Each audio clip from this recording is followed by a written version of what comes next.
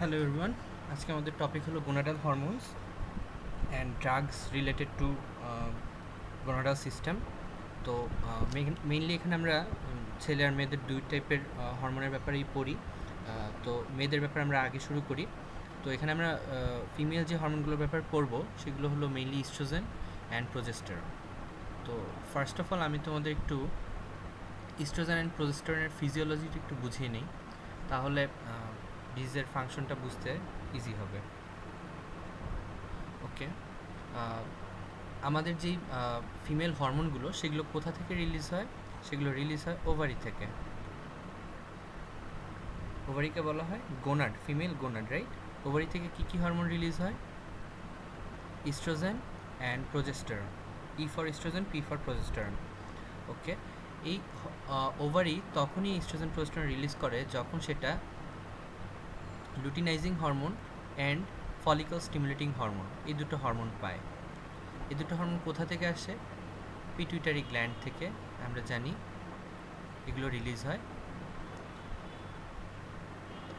Pituitary ওভারিকে stimulate করে, তখন oestrogen progesterone release হয়। আবার এই পিটুইটারিকে স্টিমুলেট করে হলো হাইপোথ্যালামাস থেকে আসা জিএইচআরএইচ হরমোন, যেটা কোথা থেকে আসে? হাইপোথ্যালামাস থেকে। তো এই পুরো সিস্টেমকে বলা হয় hypothalamo pituitary gonadal axis. Hypothalamo pituitary gonadal axis. প্রথমে জিএইচআরএইচ এর ফুল ফর্ম আমরা জানি gonadal hormone releasing hormone, gonadotropic hormone releasing hormone. আর এলএইচ-এফএসএইচ, এই দুটোর ফুল ফর্ম হলো লুটিনাইজিং হরমোন আর ফলিকল স্টিমুলেটিং হরমোন। এই দুটো হরমোনকে একসাথে গোনাডোট্রপিক হরমোনও বলা হয়। গোনাডোট্রপিক হরমোন, এই দুটো গিয়ে পরবর্তীতে ওভারিকে স্টিমুলেট করলে দেন ইস্ট্রোজেন প্রোজেস্টেরন রিলিজ হয়। এখন তো আমরা সবাই মেনস্ট্রুয়াল সাইকেল, ওভারিয়ান সাইকেলের সাথে পরিচিত। তোমরা জানো যে মেনস্ট্রুয়াল সাইকেলের এক সময় ইস্ট্রোজেন বেশি থাকে, এক সময় প্রোজেস্টেরন বেশি থাকে। মেনস্ট্রুয়াল সাইকেলকে আমরা তিনটা ভাগে ভাগ করি। এটা যদি আমার টাইম লাইন হয়, এটা জিরো, ফার্স্ট ডে ধরো এটা, তো এটা হলো 4th ডে, এটা ধরো 14th ডে, আর এটা হলো 28th ডে। তো প্রথম 4 days এটা, এই সময় কী হয়? মেনস্ট্রুয়েশন হয়, ব্লিডিং হয়। এ সময় ইস্ট্রোজেন প্রোজেস্টেরন দুটোই কম থাকে। 4তম দিন থেকে 14তম দিন পর্যন্ত এন্ডোমেট্রিয়ামের যেই লাইনিং সেটা আস্তে আস্তে পুরু হতে থাকে, কারণ এ সময় কে থাকে এখানে? এটার গ্রো হতে কে সাহায্য করে? আমরা জানি ইস্ট্রোজেন। ইস্ট্রোজেন এ সময় বেড়ে যায়, প্রোজেস্টেরন বাড়তে থাকে তবে অতটা বাড়ে না, এ সময় ইস্ট্রোজেন বেশি বাড়ে। এই ফেজটাকে বলা হয় প্রলিফারেটিভ ফেজ। প্রলিফারেটিভ। অ্যান্ড 14তম দিনে আমরা জানি এখানে ওভুলেশন হয়। 14তম দিনে ওভুলেশন হয়। ওভুলেশনের পরে কর্পাস লুটিয়াম প্রডিউস হয়। কর্পাস লুটিয়াম থেকে প্রচুর পরিমাণ প্রোজেস্টেরন রিলিজ হয় এবং তখন আমাদের এন্ডোমেট্রিয়ামের পুরুত্ব আরও গ্রো হয় এবং এন্ডোমেট্রিয়াম আরেকটু পুরু হয়ে যায়। জেনারেলি প্রলিফারেটিভ ফেজের শেষে 3 to 5 মিলিমিটার পুরু হয়, 3 to 5। অ্যান্ড এই ফেজে লাস্টের 14 দিন, এই 14 দিনকে বলা হয় সিক্রেটরি ফেজ। এই সময় 5 to 6 মিলিমিটার পর্যন্ত পুরু হতে পারে। এ সময় বেশি থাকে কোনটা? প্রোজেস্টেরন, কারণ এ সময় মেইনলি ইস্ট্রোজেনটা রিলিজ হয় কোথা থেকে? কর্পাস লুটিয়াম থেকে। কর্পাস লুটিয়াম বেশি প্রোজেস্টেরন তৈরি করে। আর সিক্রেট প্রলিফারেটিভ ফেজে ইস্ট্রোজেন বেশি থাকে। ইস্ট্রোজেন কোথা থেকে রিলিজ হয়? ওভারির গ্রানুলোসা সেল থেকে মেইনলি ইস্ট্রোজেনটা প্রডিউস হয়। ওকে, এই ছিল কোথা থেকে কি প্রডিউস হয়। এখন আমরা একটু ইস্ট্রোজেন আর প্রোজেস্টেরনের কাজগুলো দেখি। এখান থেকে একটা ধারণা পাওয়া যায়। যেমন দেখো, ইস্ট্রোজেনগুলোর মেইন কাজ হলো প্রলিফারেটিভ, অর্থাৎ এরা প্রলিফারেশন করতে পছন্দ করে। এরা যেখানেই যায় সেখানেই গ্রোথ তৈরি করে। তো এরা যখন বেশি পরিমাণ প্রডিউস হয়, এরা এন্ডোমেট্রিয়ামে কী করে? এন্ডোমেট্রিয়ামের গ্রো করে, এন্ডোমেট্রিয়ামের গ্রোথ প্রডিউস করে। একইভাবে এরা ব্রেস্টে গিয়ে ব্রেস্ট টিস্যুরও গ্রোথ প্রডিউস করে। So they causes growth of breast and endometrium. এই দুটো, এটা একটু ভালোভাবে মনে রাখতে হবে, বিকজ এটা আমাদের ক্লিনিক্যালি খুব ইম্পর্ট্যান্ট।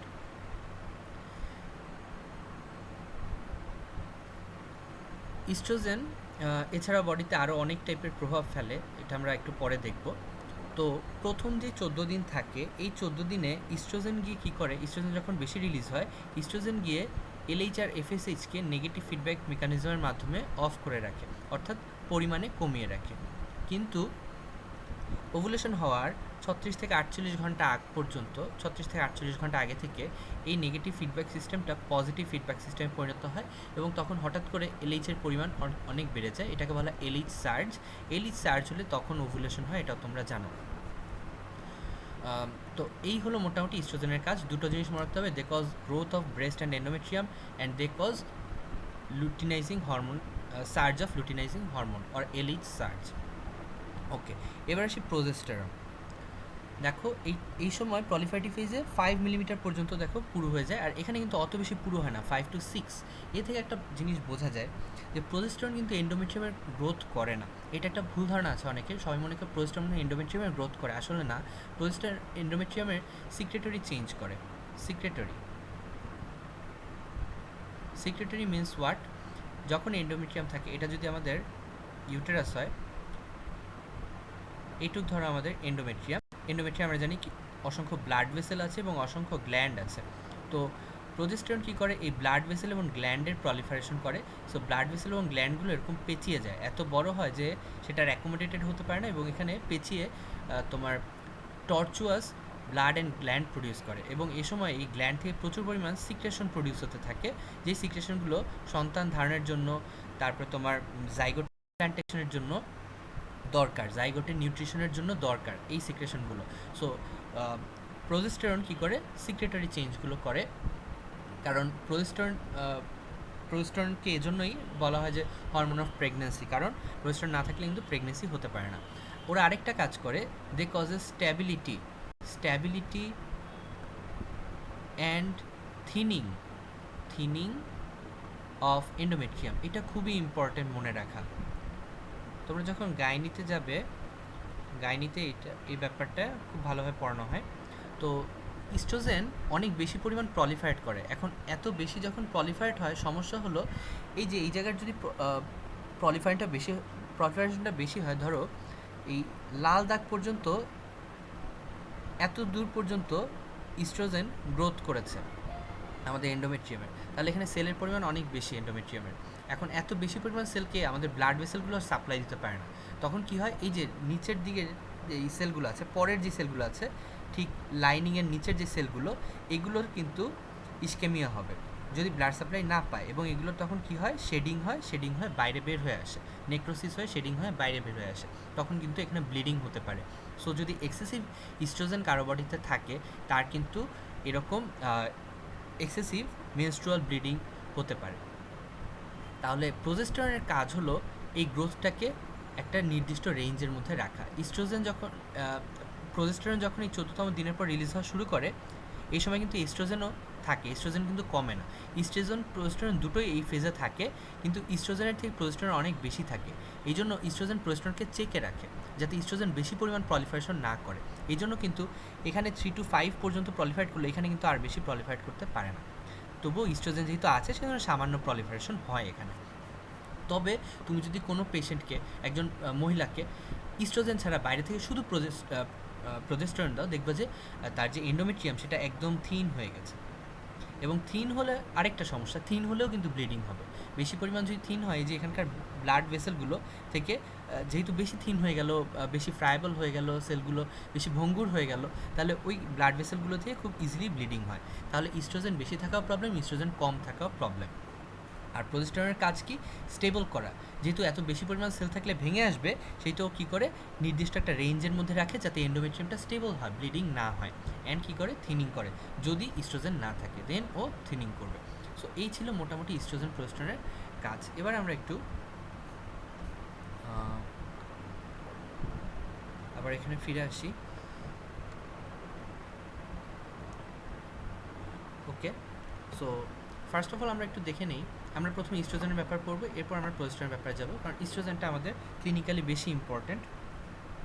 তো এখানে আমরা মেইনলি ফার্মাকোলজির ব্যাপারে পড়ছি। সো ইস্ট্রোজেনের ফার্মাকোলজিক্যাল যে প্রিপারেশনগুলো আছে, সেগুলো কী কী, বাইরে থেকে কী কী টাইপের ইস্ট্রোজেন দেওয়া হয়, এগুলো তোমাদের বইয়ে সুন্দর করে দেওয়া আছে। আমি এখানে দুটো উদাহরণ দিয়েছি, ইথিনাইল এস্ট্রাডায়ল অ্যান্ড মেস্ট্রানল। দুটোর নাম তোমরা আশা করি শুনেছ।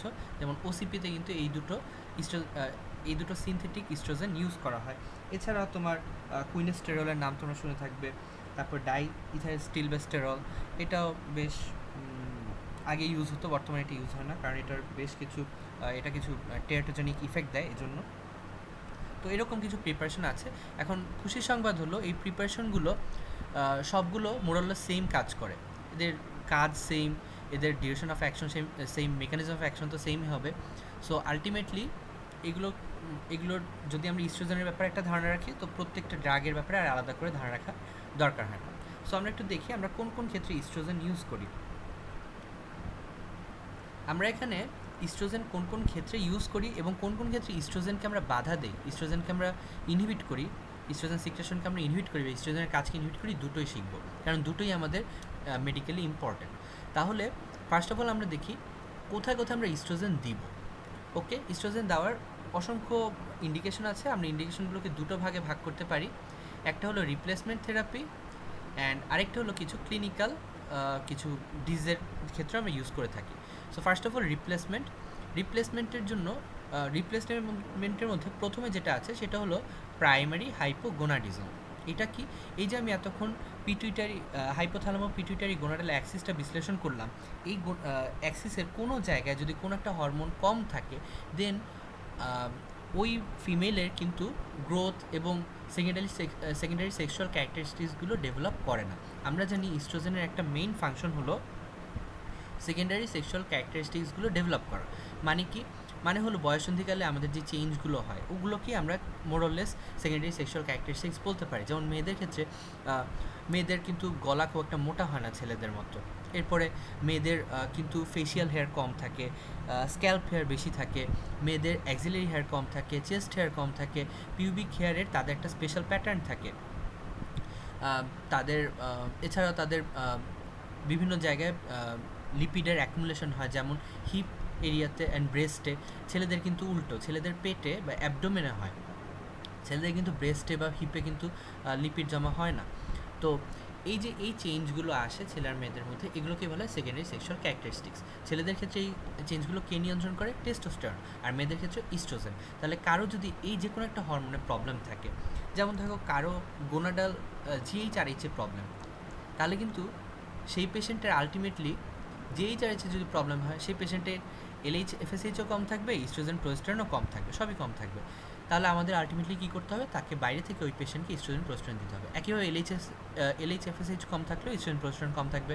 একইভাবে যদি ওভারির কোনো প্রবলেম থাকে, ধরো ওভারিটা অ্যাট্রোফিড হয়ে গেছে, ওভারি তৈরিই হয় না, ওভারিয়ান অ্যাজিনেসিস আছে কারো, অথবা টার্নার সিনড্রোম আছে, টার্নার সিনড্রোমে আমরা জানি ওভারিয়ান অ্যাজিনেসিসটা হয় বা ওভারিয়ান অ্যাট্রফি হয়, সেই ক্ষেত্রে ইস্ট্রোজেন প্রোজেস্টেরন কমে যায়। সো এই টাইপের যে প্রবলেমগুলো, এগুলোকে আমরা একত্রে বলি প্রাইমারি হাইপোগোনাডিজম, মানে গোনাডটা ঠিকমতো কাজ করতে পারছে না, গোনাড ইজ ফেইলিং। সো এই টাইপের কন্ডিশনে আমরা ইস্ট্রোজেন বা প্রোজেস্টেরন ইউজ করতে পারি। ওকে, অ্যান্ড সেকেন্ড একটা ইন্ডিকেশন আছে রিপ্লেসমেন্টের, এটা খুবই ইম্পর্ট্যান্ট। এটাকে বলা হয় এইচআরটি অথবা hormone replacement therapy. Hormone replacement therapy এটা কখন দেওয়া হয়? এটা মেনলি পোস্ট মেনোপজাল উইমেনে দেওয়া হয়। এটার ব্যাপারে আমরা একটু পরে কথা বলবো বিস্তারিত। ওকে, এবার আমরা আসি কিছু ডিজিজ প্রসেসে আমরা ইউজ করতে পারি। কি কি ডিজিজ প্রসেস? অসংখ্য ডিজিজ প্রসেস আমরা এটাকে ইউজ করি, যেমন ডিইউবি, ডিসমেনোরিয়া, অ্যামেনোরিয়া, ওসিপি। দেখো অ্যামেনোরিয়া আমি একটু আগে বলেছি, অ্যামেনোরিয়া হলো যদি কোনো পেশেন্টের ব্লিডিংটা না হয়, মেনস্ট্রুয়াল ব্লিডিং যদি কোনো পেশেন্টের না হয়, দেন সেটাকে আমরা বলি অ্যামেনোরিয়া।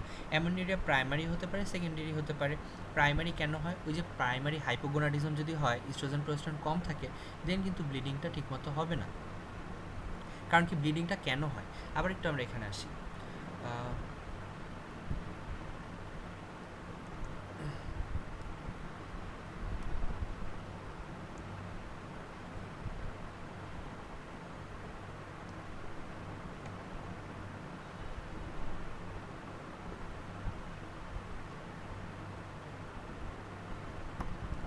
দেখো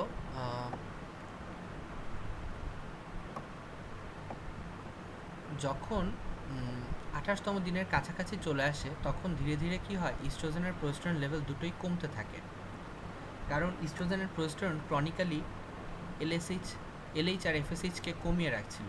সো ওভারি কিন্তু স্টিমুলেশনটা ধীরে ধীরে কম পেতে থাকবে এবং শেষের দিকে 26 থেকে 28তম দিনের মধ্যে এই স্টিমুলেশনটা অনেক কমে যায় দেখে ইস্ট্রোজেনের প্রজেস্টেরন কিন্তু খুব কমে যায় বডিতে।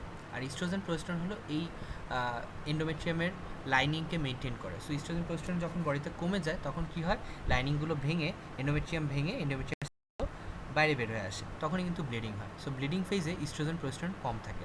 তাহলে কোনো পেশেন্টের যদি প্রাইমারি হাইপোগোনাডিজম থাকে, অর্থাৎ এই অ্যাক্সিসের কোনো জায়গায় প্রবলেম, তাহলে তার যখন ইস্ট্রোজেন প্রজেস্টেরন কম থাকবে তার কিন্তু গ্রোথই হবে না।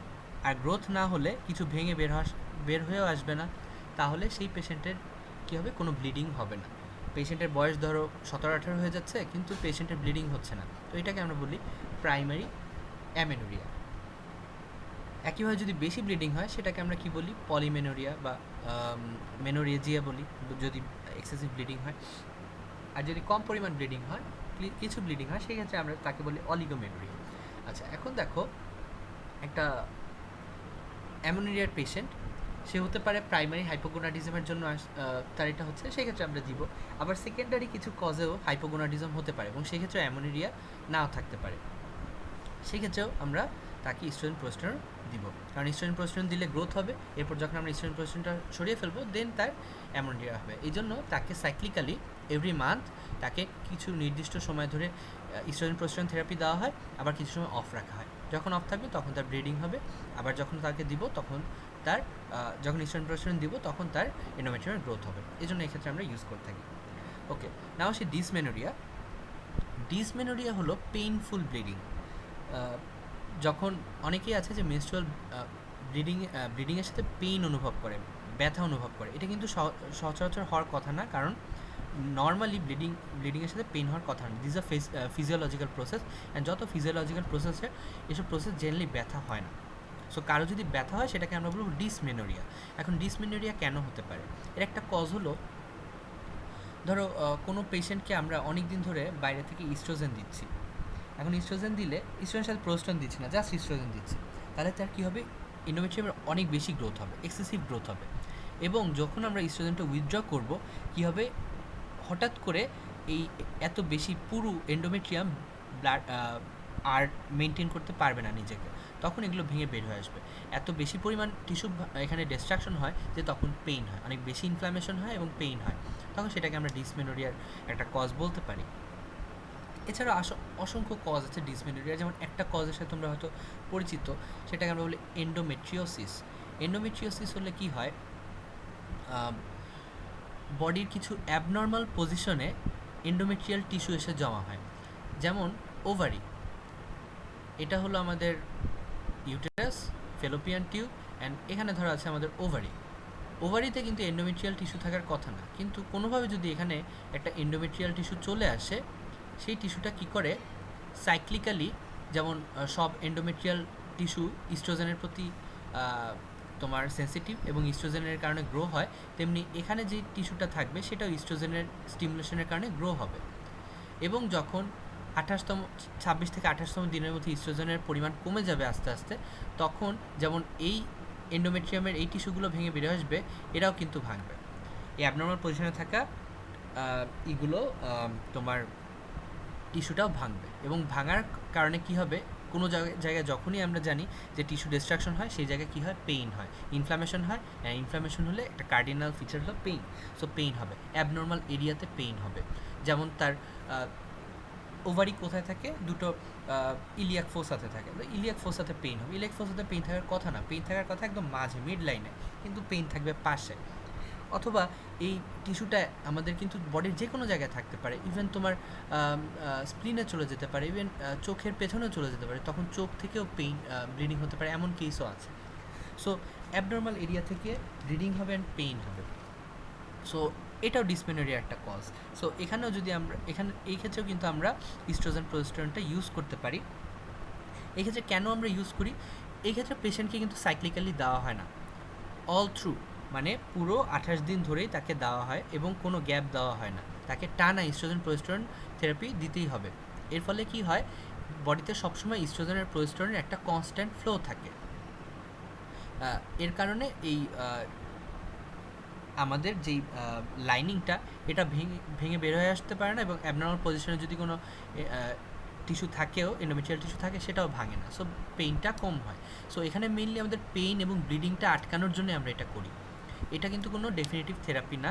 ডেফিনেটিভ থেরাপি অন্যরকম, সার্জারি করে এগুলো বের করে নিয়ে আসা যায়, ওগুলোর দিকে আমরা যাচ্ছি না। তবে ইস্ট্রোজেন প্রোস্টেরন আমরা এখানে মেইনলি ইউজ করি যাতে পেইনটা কম হয়, না ভেঙে যায়। আর না ভাঙলে কিন্তু পেইন হবে না এবং ব্লিডিং হবে না।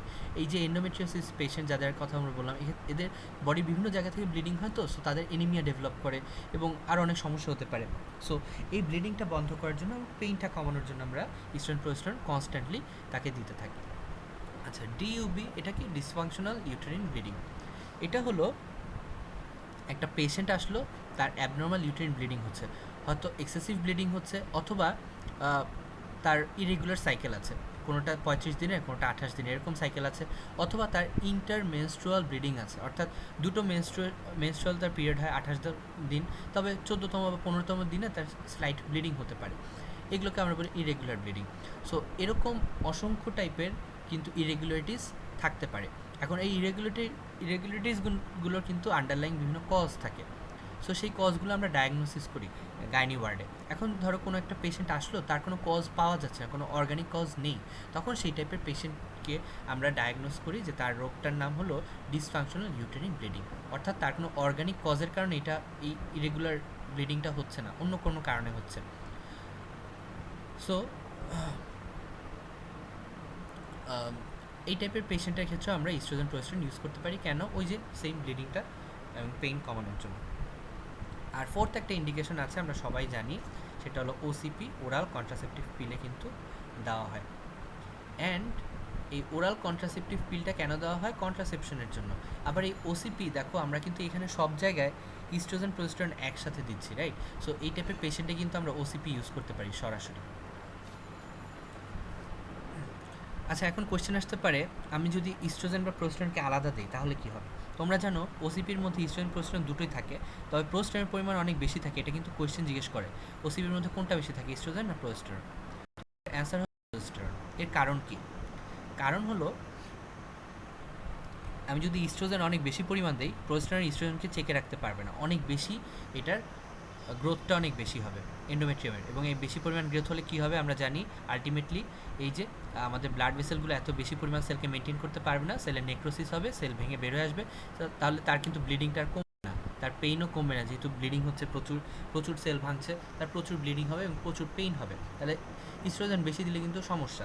আবার ইস্ট্রোজেন যদি একবার নাও দেওয়া হয় তাও কিন্তু সমস্যা, কারণ কি, প্রোস্টেরন যদি আমি একা দিই তাহলে কী হবে, ওই যে ব্লিডিং হবে, থিনিং হবে অ্যান্ড ব্লিডিং হবে।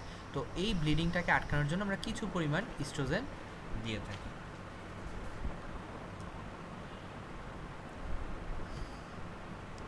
ওকে, তো এই ছিল মোটামুটি আমাদের ইন্ডিকেশন। এবার আমরা একটু এইচআরটিতে আসি। এইচআরটির ব্যাপারে আমরা একটু দেখব।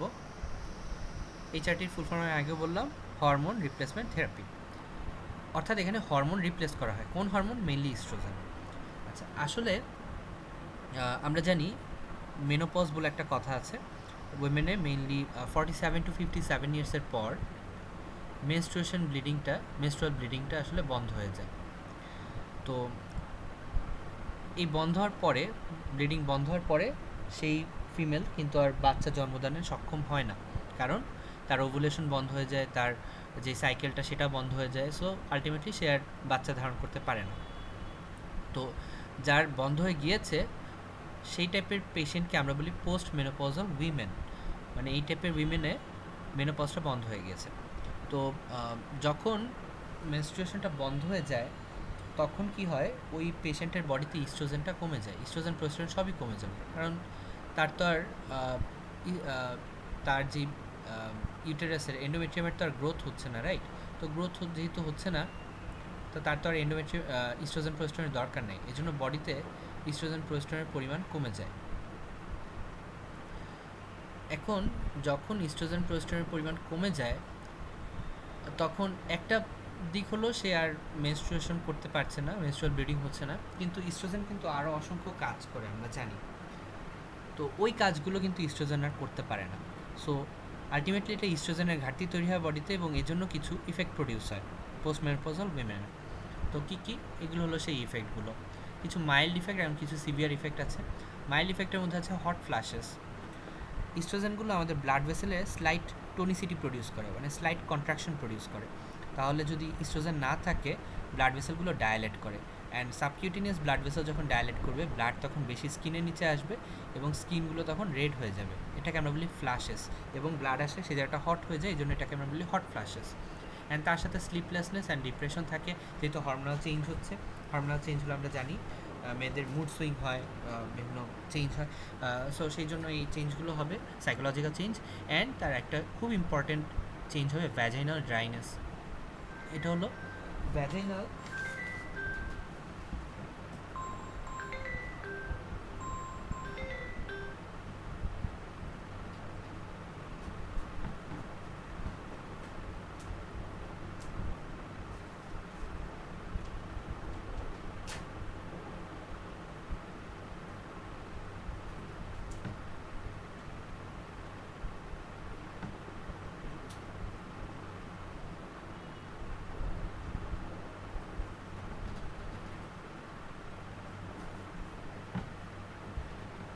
এখন কারো যদি ভ্যাজাইনাল ড্রাইনেস হয়, এর মেইন কারণই হলো ইস্ট্রোজেনের অভাব।